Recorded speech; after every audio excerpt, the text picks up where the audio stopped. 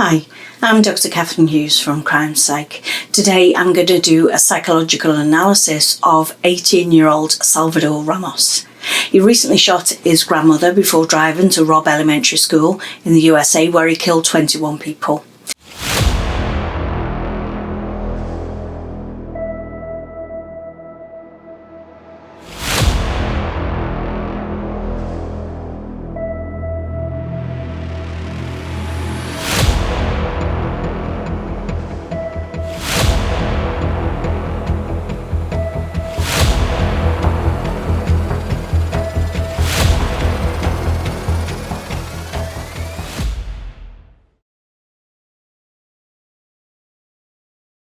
This was the deadliest school shooting since 2012. The children that were killed were aged between 9 and 11 years old. And it is always really difficult to talk about such tragic and such emotive events. The local public and the wider community have been absolutely devastated by these killings, and there are more fresh calls to put gun restrictions in place in the USA. And I couldn't possibly sit here and talk about the psychological factors that leads to school shooting without acknowledging the pain and the suffering that these parents are feeling. In discussing this offender, I really don't want to in any way offend or to minimise the pain or the trauma of all of those involved. The families of the victims have to deal not only with the grief, but the failings of a police force yet again. Police held back a group of horrified parents who gathered outside when they could hear shots inside where their children were. They begged police to move in and to save their children, and at least one mother was put in handcuffs as a result of that, only to jump over a fence and run to the school to pick up her child when the opportunity presented itself for her. I just can't imagine what it's like to know that your child is in a building where you can hear gunfire and be held back from running in to save them. One girl dialed 911 from inside the room that the shooter was in, asking for the police to come. The dead bodies of her classmates were all around her on the floor. She called back several times, and she spoke in a whisper so that the gunman didn't hear her. One child said that one of her classmates had fallen across her and that she'd rubbed that child's blood over herself and pretended to be dead. This tragedy is going to require massive amounts of therapeutic interventions for these children to recover properly. As this is a fairly new case, let's begin by looking at the series of events as we know them. There's an ever-changing sequence of these events though, and as more details do come to light, it may change what we already know. So we'll stick to the brief details for now, but do please remember that new information does come to light all the time. So at the time of recording, all of this information is correct. So I don't want you coming at me in the comments section months from now, challenging or saying that there was any updated pieces of information and basing this analysis on what we know now. Ramos first shot his grandmother in the face before stealing the family truck and driving to Robb Elementary School. His grandmother called the police and was later taken to hospital, and she ended up in a critical condition. Ramos then abandoned the truck in a ditch which was close to the school and headed inside the school, where he shot and killed 19 students between the ages of 9 and 11 and 2 teachers. He was finally shot dead by law enforcement as they stormed the classroom. Of course, I will go into more details as we do move along about why he chose that school and why he did what he did. And so now I'm just going to go over what we know so far about the background and the upbringing of Salvador Ramos. Ramos was the youngest child of 2. He has a sister who's 3 years older than him. They had what seems like a difficult and somewhat turbulent upbringing. Their mother and father had separated, but it's not really clear when that happened in their lives. Ramos's father said that he had a difficult relationship with the teen as well throughout the time. He said that his son had grew more and more frustrated with the COVID precautions that were in place. The father worked out of town and avoided too much contact with Ramos or his mother for fear of giving his mother coronavirus. Family and friends have also said that he had a difficult home life, that he was bullied over a childhood speech impediment, and that he lashed out violently towards friends, strangers, and his mother, and that would be in recent times as well as over his life so far. The next door neighbour, Ruben Flores, age 41, said that Ramos had a pretty rough life with his mum. He said that the issues grew more clear over the years as police would show up at Ramos's home and neighbours saw fights between the mother and the son. High school classmate Nadia Rees told a media outlet that Ramos posted an Instagram story 2 months ago and it showed him screaming at his mother, who he said was trying to make him leave the home. She said he posted the videos on his Instagram when the cops were there and he called his mum a rude name starting with B, and that she wanted to kick him out. She went on to say that he'd been screaming aggressively and talking to his mum really aggressively. It's alleged that Ramos's mother had difficulties with drug addiction and had kicked him out because of their turbulent relationship. His mother, however, denies these claims though. Ramos moved in with his grandmother a few months ago. His grandmother has cancer and there's reports of him arguing with her too. They had an argument on the day that he shot her. There's different accounts about what that argument was about. Some say that the argument was over not graduating high school, and others have said that it was over internet access. But the reality is, it doesn't matter what that argument was about, only that it happened. And I'll come back to that shortly. His sister, Marissa Bell, had already left the family home to join the Navy. She returned home following the shooting to take care of her grandmother.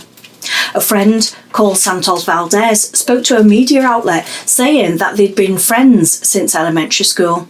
They used to play games together. Santos described an encounter when Ramos arrived at a park where they used to play basketball with cuts all over his face, and he initially said that he'd been scratched by a cat. However, he then revealed that he'd cut himself. The friend said Ramos then told him that he did it for fun. Valdez went on to say he would get bullied hard, like bullied by a lot of people. Over social media, over gaming, over everything. He was the nicest kid, the most shyest kid. He just needed to break out of his shell. And he also said that he once posted a photo of himself with black eyeliner on, prompting a large number of comments that included very derogatory language levelled at gay people. He said that he tried to defend his friend with this, but that Mr. Garcia moved out of the area of Texas because of his mother's job. And Ramos, he said, had just started being a different person. Ramos posted images of automatic rifles on social media about a year ago that he would have on his wish list. He posted images 4 days ago of the 2 rifles that he called My Gun Pics. Ramos's cousin, Mia, who asked that her last name not be used, told the Post that he wasn't very much of a social person after being bullied for the stutter. I think he just didn't feel comfortable at school anymore, she said. And so far, all of this information is quite telling. It appears to describe a child whose mother may have had drug addiction problems, a mother who had difficulty setting boundaries and was the target of his aggression and violence. His father wasn't there enough, and his grandmother really tried to help an angry young man who was simply full of rage. Now, let's say so far that all of this information is correct. There's an unstable and an abusive home life with mum. A dad who didn't step up and wasn't there. There's a lack of boundaries set at home. Add in a bit of bullying and it results in the 2 siblings having a sense of having no stability, having no control over their own lives. The older sister coped with this series of events by going into an organisation that has very rigid rules and routines. Without control of her circumstances and emotions, she chose to go to one end of the scale into a very rigid work life. However, Salvador Ramos sank to the opposite end. I talked a little bit last week about the psychology of school shooters, and I will leave a link for that video in the description below. I said that those who are under the age of 18 are likely to experience depression and linked to the school in some way. These shooters are more likely to have made threats prior to the incident. Although Ramos was 18 years old, he'd not long turned 18, so he could be put in the under 18 category. It came to light 2 days ago that the grandmother actually worked as a teacher's aide at the school and was close to some of the children that he killed. Therefore, he was linked to the school in some way. It wasn't a random target. Studies have shown that school shooters are more likely to come from two-parent homes. However, within the offenders' families, there's frequently a lack of supervision, low emotional closeness and intimacy, and parents having very little knowledge of their child's activities and interests. And because these parents are not aware of their child's interests, their friends, or their academic performances, boundaries are then either missing or they're set by the child's own judgments. And we can certainly see that in Ramos's life. Although his father had already left home, Ramos felt increasingly frustrated that his father just wasn't there for him. It does appear as though there was a lack of boundaries set at home, and if his mother did know about his academic difficulties, she didn't show enough interest to be able to change that with him. Research suggests that school shooters have an interest in violence and in things such as movies, video games, books, and have general anger management issues. They might easily become very angry and express that anger in an appropriate manner. Their anger can be sometimes directed towards individuals who weren't even involved in the matter that they're angry about. And we see both of these things in Ramos. He had an interest in guns. Friends say that he regularly posted pictures of the guns that he had, and the authorities knew that he'd asked his sister about a year ago to buy a gun for him. Thankfully, she flatly refused. I suspect that if she had have bought him one, the shooting would have happened a lot sooner. He definitely had anger management issues. Ramos showed aggression to those close to him as well as others. A school friend, Jamie Orlano, told a newspaper that Ramos had been seen picking fights and hurting dogs and hurting cats. Others alleged that Ramos boasted about torturing animals and aired the act of animal abuse on a streaming platform called Yubo. A Yubo user told the ABC News that Ramos would put cats in carrier bags, suspend them inside and throw them at the ground and throw them at people's houses. They claimed that Ramos would display these videos while laughing and boasting about how he and his friends did that all the time. There's a suggestion that he expressed his anger through inappropriate ways. He self-harmed.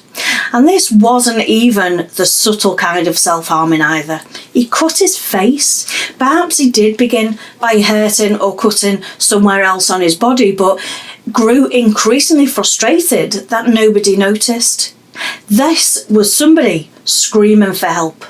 Those who self-harm are often dealing with their own negative emotions, and they're directing them inwardly by cutting themselves. And it feels like they're relieving some of that inner emotional pain by creating this physical pain. Another study found that school shooters tend to consistently burst out in temper tantrums, and they have very melodramatic displays, or they brood in sulky, seething types of silence. The anger might be noticeably out of proportion for the cause, or it might be redirected towards people who had nothing to do with the original incident. Again, we see this with Ramos. He frequently had angry outbursts at his mother and at his grandmother. He even showed his aggression towards strangers. On the day of the shooting, he directed his anger towards those innocent children at school. A number of psychological studies have found that school shooters are often subjected to teasing, bullying, or victimisation at some point prior to the incident. Offenders in school shooting incidents are frequently considered to be loners. But this sense of separateness is more than just being a loner. It can involve feelings of isolation, of sadness, of loneliness, not belonging, and not fitting in. And again, this is the case with Ramos.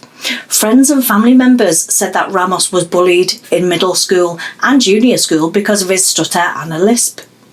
Considering itself Ramos's best friend in 8th grade, Stephen Garcia said that he had a difficult school experience.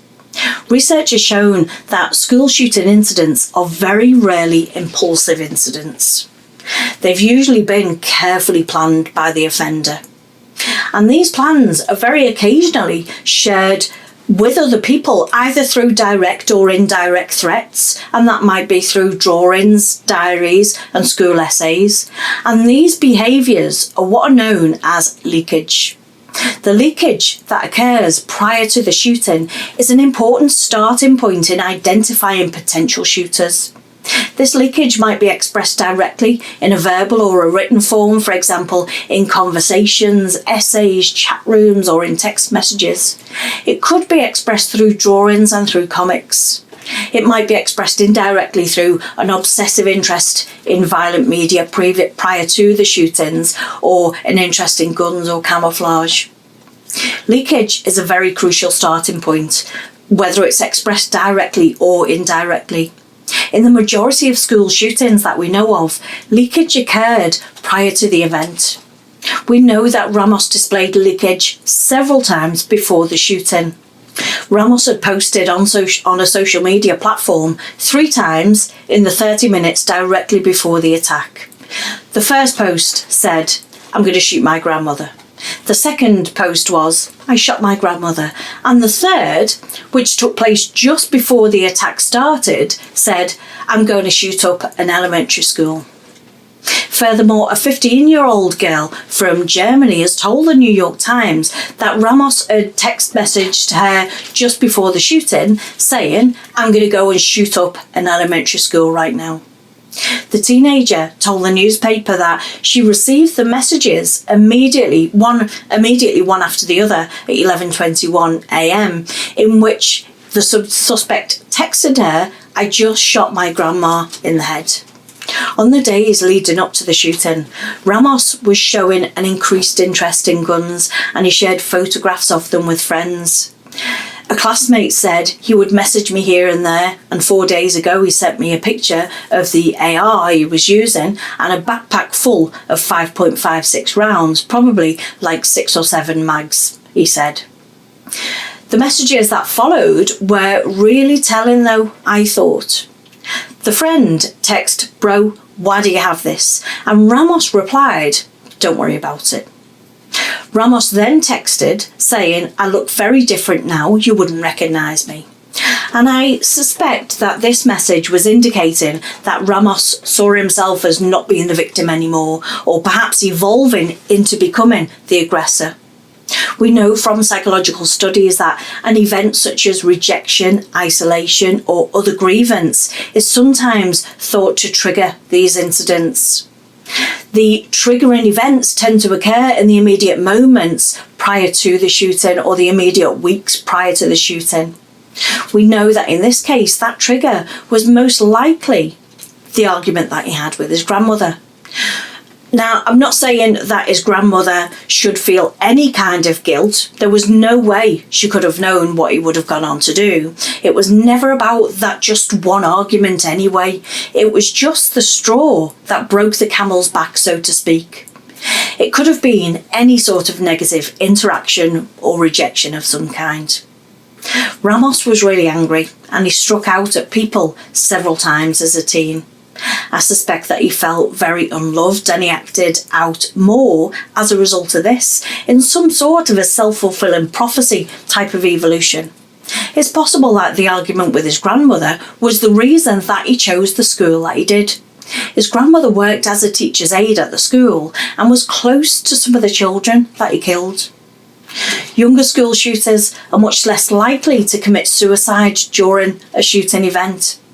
The reason why fewer adolescents commit suicide compared to older people is possibly due to the fact that they're carrying out this school shooting because they feel that they've been wronged. The hostility that's arising from this perception is aimed inwards and thus selecting to kill other people rather than themselves. In conclusion then, 18-year-old Salvador Ramos had a very difficult childhood and he had anger management problems. He was bullied at school and he was very withdrawn. But this upbringing and these bullying events hurt him, and he didn't receive any kind of comfort from those around him. Instead, he expressed anger toward them then. From what I've read, he was full of frustration and he never learned how to cope and how to deal with it. He felt alone and that nobody understood him. He was angry at so many people and he developed an interest in guns. He allegedly hurt cats and dogs and picked fights with people. Although in cases such as this, a lot of people might come out and say things that are greatly overinflated, or they're especially, hyped up by the media in some way.